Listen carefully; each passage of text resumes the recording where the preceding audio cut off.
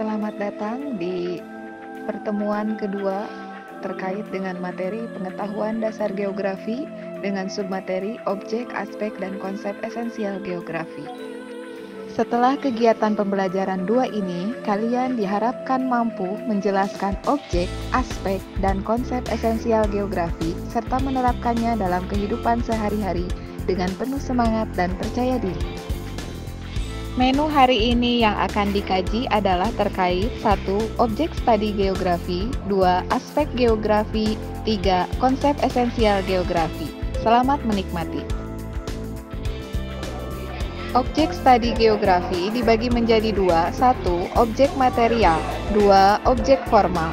Objek material membahas mengenai objek yang terlihat dan terbentuk wujud fisiknya. Di sini dikaji mengenai geosfer. Geosfer merupakan lapisan permukaan bumi. Geosfer dibagi menjadi beberapa lapisan. Yang pertama ada lapisan litosfer. Litosfer membahas mengenai lapisan batuan. Atmosfer. Atmosfer mengenai lapisan udara di permukaan bumi. Hidrosfer. Hidrosfer berbicara tentang lapisan air di permukaan bumi. Antroposfer. Antroposfer membahas tentang lapisan manusia yang ada di permukaan bumi. Biosfer membahas makhluk hidup yang ada di permukaan bumi, serta pedosfer membahas tentang lapisan tanah yang ada di permukaan bumi. Yang kedua, yaitu objek formal. Objek formal geografi berupa pendekatan, cara, atau sudut pandang yang digunakan dalam memahami objek material. Setiap manusia mempunyai pandangan yang berbeda mengenai objek material. Untuk itu, mengenai pandangan atau sudut pandang manusia dikaji khusus dalam objek formal. Berdasarkan cara pandang objek formal, maka muncullah 6 pertanyaan pokok sebagai ciri khas geografi yang dikenal dengan istilah 5W1H, yaitu pertanyaan what, apa, untuk mengetahui jenis fenomena alam yang terjadi. Pertanyaan when, kapan, untuk mengetahui waktu terjadinya fenomena alam. Pertanyaan where, di mana, untuk mengetahui tempat fenomena alam berlangsung. Pertanyaan why, mengapa, untuk mengetahui penyebab terjadinya fenomena alam. Pertanyaan who, siapa, untuk mengetahui subjek atau pelaku yang menyebabkan terjadinya fenomena alam. Pertanyaan how, bagaimana, untuk mengetahui proses terjadinya fenomena alam. Submateri yang kedua yaitu mengkaji aspek geografi. Aspek geografi terbagi menjadi 2, yaitu aspek fisik dan aspek sosial. Aspek fisik geografi mengkaji segala fenomena geosfer yang mempengaruhi kehidupan manusia, meliputi aspek kimiawi, biologi, astronomi, dan semua fenomena alam yang dapat diamati secara langsung. 2. Aspek sosial. Aspek sosial meliputi aspek antropologis, politis, ekonomis, dan aspek yang berhubungan dengan aktivitas dan pola hidup manusia atau kebudayaan. Pada aspek sosial, manusia berperan sebagai fokus utama dari kajian geografi dengan memperhatikan pola penyebaran manusia dalam ruang dan kaitan perilaku manusia dengan lingkungannya. Berikut contoh aspek sosial meliputi kegiatan yang berhubungan dengan kebudayaan, budaya khas suatu daerah, aktivitas ekonomi, dan penduduk. Selanjutnya aspek fisik. Aspek fisik meliputi topologi, aspek terkait muka bumi, lokasi. Berikutnya aspek abiotik, aspek terkait benda-benda mati seperti tanah, air, udara. Dan yang berikutnya meliputi aspek biotik, aspek terkait makhluk hidup, yaitu di dalamnya ada flora dan fauna. Submateri yang ketiga yaitu terkait konsep esensial geografi. Konsep esensial geografi ada 10. 1. Lokasi, 2. Jarak, 3. Morfologi, 4. Keterjangkauan, 5. Pola, 6. Aglomerasi, 7. Nilai kegunaan, 8. Interaksi atau interdependensi, 9. Diferensiasi area, dan 10. Keterkaitan keruangan. Yang ke-1, lokasi. Lokasi adalah letak atau tempat di mana fenomena geografi terjadi. Lokasi terbagi menjadi 2. 1. Lokasi absolut. 2. Lokasi relatif.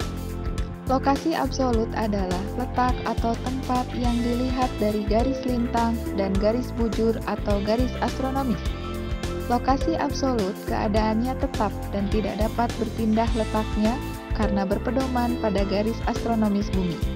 Contoh, Indonesia terletak antara 6 derajat LU sampai 11 derajat LS dan 95 derajat BT sampai 141 derajat BT. 2. Lokasi relatif. Lokasi relatif adalah letak atau tempat yang dilihat dari daerah lain di sekitarnya. Lokasi relatif dapat berganti-ganti sesuai dengan objek yang ada di sekitarnya. Contoh, Kota Magelang terletak di sebelah utara Kota Yogyakarta. Kedua, jarak. Jarak terbagi dua, 1. Jarak mutlak, 2. Jarak relatif.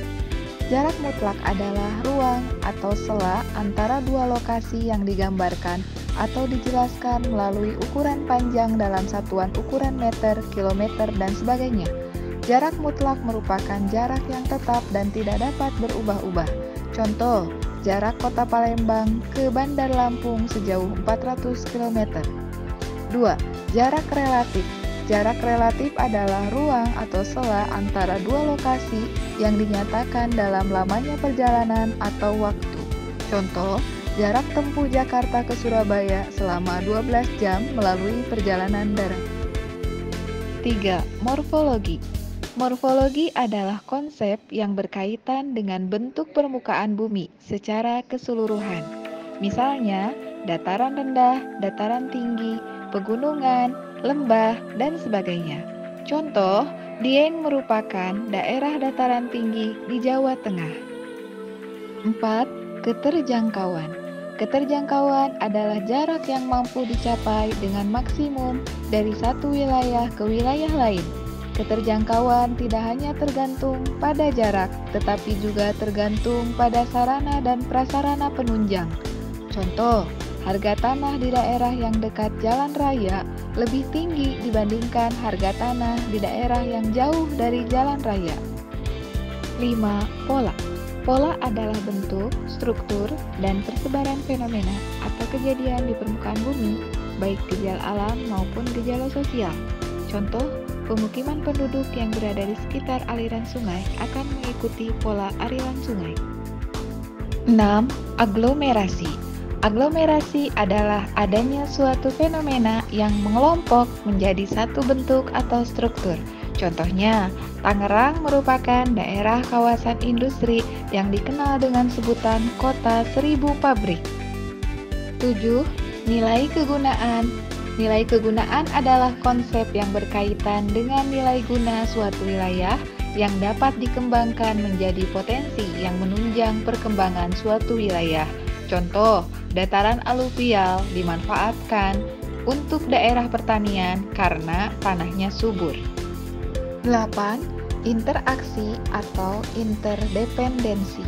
Interaksi atau interdependensi adalah konsep yang menunjukkan keterkaitan dan ketergantungan satu daerah dengan daerah lain untuk saling memenuhi kebutuhannya. Contoh, pasar di kota membutuhkan pasokan bahan mentah seperti sayuran dan buah-buahan dari desa. 9. Diferensiasi area. Diferensiasi area adalah konsep yang membandingkan dua wilayah untuk menunjukkan adanya perbedaan antara satu wilayah dengan wilayah lain karena tiap-tiap wilayah memiliki karakteristik khas masing-masing. Contoh, masyarakat di daerah pegunungan cenderung menggunakan pakaian yang tebal, berbeda dengan masyarakat yang tinggal di pesisir pantai lebih sering menggunakan pakaian yang tipis. 10. Keterkaitan ruang. Keterkaitan ruang adalah konsep yang menunjukkan tingkat keterkaitan antar wilayah dan mendorong terjadinya interaksi sebab akibat antar wilayah. Contoh, Jakarta sering digenangi banjir akibat hujan di daerah Bogor.